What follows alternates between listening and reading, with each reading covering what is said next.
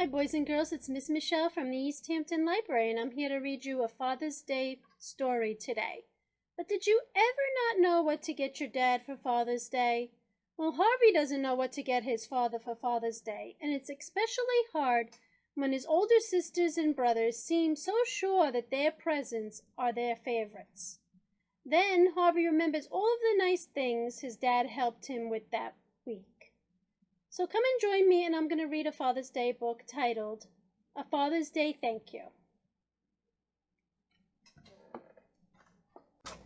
Harvey did not know what to draw. He dangled his crayon above a blank sheet of paper. Just then his sister tiptoed down the hallway. "What are you doing?" asked Harvey. "Tomorrow's Father's Day, and I got Dad his favorite present," said Lori Ann. "How do you know it's his favorite?" asked Harvey. "Follow me," whispered Lori Ann. They could hear Dad in the kitchen. He always cooked breakfast with the radio on. He cracked eggs and hummed a tune. He'd flip pancakes and crank up the volume, and when the bacon was crispy, his big booming voice would fill the house with song. By the time breakfast was ready, it was either cover your ears or go sit down and eat. Lori Ann pulled Harvey into their parents' closet. "See? Dad's favorite present," she said. "Every year I give Dad a tie, and every year he says, 'A tie? How wonderful! I can always use another tie.' Then he gives me a hug and says, 'Thank you,' and I say, 'You're welcome.'" After breakfast, Harvey played tag with his dog until he tripped over a skateboard and cut his knee. Dad scooped him up and carried him inside. "Might need to operate," muttered Dad as he handed Harvey a popsicle. Then, as he cleaned up the cut, Dad told such silly stories that Harvey forgot to cry. Harvey thought Dad might like a popsicle for Father's Day, but figured if he wrapped one up, it would probably melt. After lunch, Harvey wanted to ride his bicycle, but his tire was flat. His older brother, Martin, took him down to the basement to look for the pump. "What are you getting Dad for Father's Day?" asked Harvey. "The present Dad loves best," answered Martin. "Are you giving him a tie?" "Why would I give Dad a tie? Follow me and I'll show you what Dad likes best," said Martin. Harvey followed his brother to the storage room. "See the nails?" said Martin. "Dad loves nails. Every year I give him a box of nails, and every year he says, 'A box of nails? How special! I can always use another box of nails.' Then he gives me a hug and says, 'Thank you,' and I say, 'You're welcome.'" Harvey could not fix his tire alone. Luckily, Dad woke up from his Saturday afternoon snooze when Harvey hollered, "Dad!" "Did somebody call for bicycle repair?" answered Dad. Harvey held the handlebars while Dad filled the tire with air.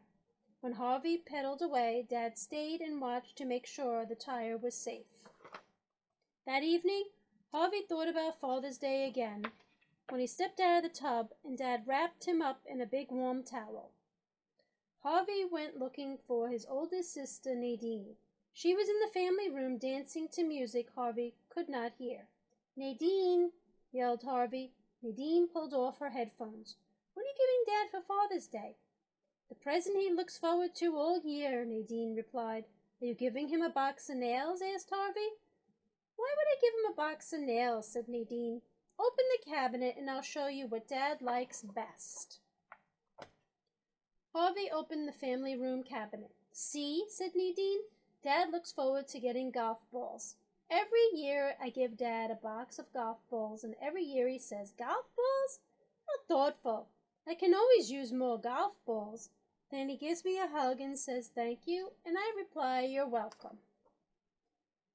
Harvey trotted up the stairs to bed. All the wonderful, special, thoughtful gifts were taken. What was left to make Dad say thank you? "Who's interested in a bedtime story?" asked Dad. "Me, me!" cried Harvey, diving into bed. When the story was over, Dad smiled and said, "I love you."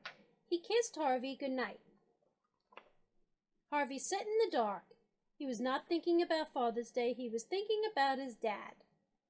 Harvey crept out of bed, picked up a crayon, and started to draw. On Father's Day, Lori Ann handed Dad a gift-wrap box. "What could this be?" asked Dad, opening his present. "A tie! How wonderful! I can always use another tie." Then he gave Lori Ann a hug and said, "Thank you. You're welcome," she said. Martin gave Dad a box wrapped in newspaper. Dad shook the box and whispered, "I wonder what's in here." He opened it. "A box of nails. How special. I can always use another box of nails." Then he gave Martin a hug and said, "Thank you." "You're welcome," said Martin. Nadine gave Dad a bag tied up with a bow. "What could be in here?" asked Dad as he untied the bow. "Golf balls. How thoughtful. I can always use more golf balls." Then he gave Nadine a hug and said, "Thank you." "You're welcome," she replied. Everybody looked at Harvey. He pulled a piece of paper from behind his back. Harvey held out his picture and said, "Thank you for being my dad." Dad gave Harvey a hug, and then he said, "You're welcome." The end. Well, boys and girls, thank you for listening to the story today, and I hope to see you soon at the East Hampton Library for more stories. Bye!